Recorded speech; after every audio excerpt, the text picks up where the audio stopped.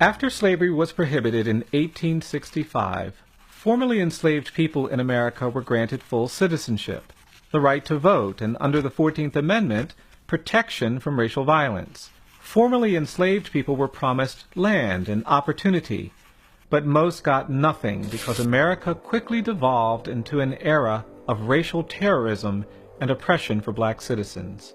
White people in the South were angry that people formerly considered property were now equal citizens. Many turned to violence. In the years immediately following the Civil War, thousands of black people were murdered when they tried to claim their rights. Soon afterwards, federal troops were withdrawn from the South, ending a brief period of racial progress known as Reconstruction. Nationwide resistance to racial equality resulted in the reestablishment of racial subordination through biased laws, disenfranchisement, and terrorism, most dramatically enforced through lynchings.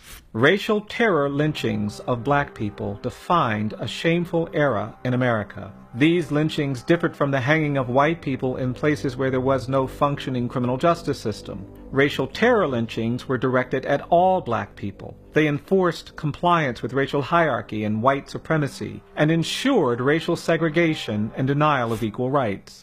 In 1916, in Cedar Bluff, Mississippi, a young black man named Jeff Brown accidentally bumped into a white woman while running to catch a train.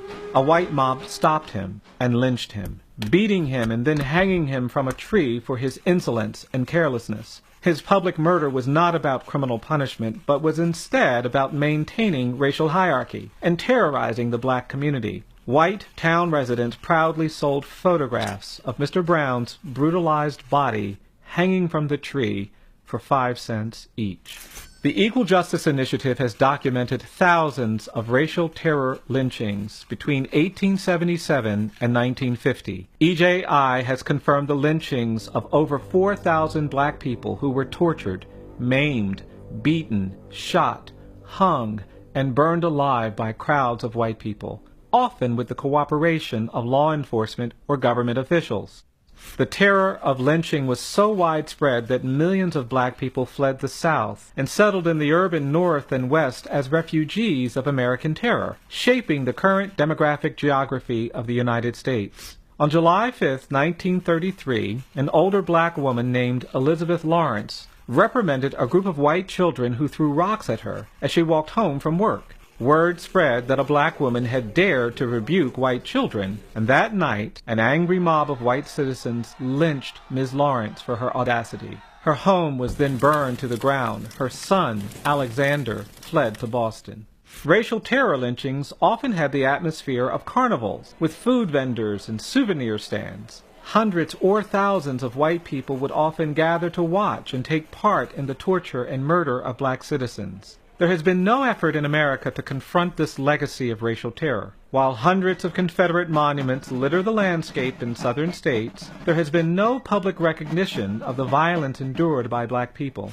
On October 7, 1910, a white mob in Montgomery, Alabama tried to abduct and lynch black men being held in jail on suspicion of miscegenation, or interracial sexual relations. When they were unable to get the men out of the jail, the frustrated mob lynched a black taxi driver named John Dell, who was sitting in his cab nearby. No one was ever arrested or prosecuted for his murder. EJI's Community Remembrance Project collects soil from the many sites where terror lynchings occurred. Jars labeled with the names of murdered black citizens are on public display at EJI, a powerful visual reminder of history we must face. EJI is working to create a permanent memorial to honor victims of lynching, a place to reflect on America's history of racial violence. We hope to place historical markers at hundreds of lynching sites around the country.